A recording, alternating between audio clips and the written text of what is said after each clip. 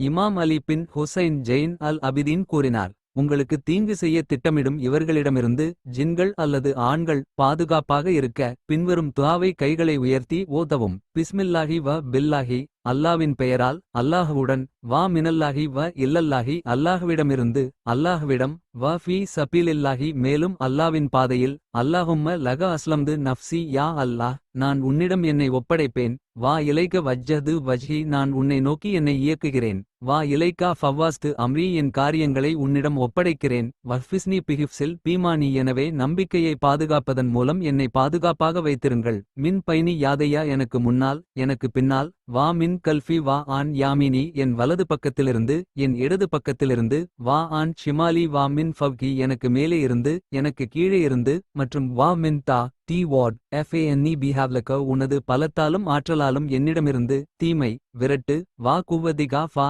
இன்னாஹு, ஏனென்றால் உண்மையில் வலிமையும் இல்லை சக்தியும் இல்லை. லா ஹவ்லா வ லா குவ்வதா இல்ல பில்லாஹில் அலியில் அசீம், உயர்ந்தவனும் பெரியவனுமான அல்லாஹ்விடம் பாதுகாவல் தேடுகிறேன். அமீன்.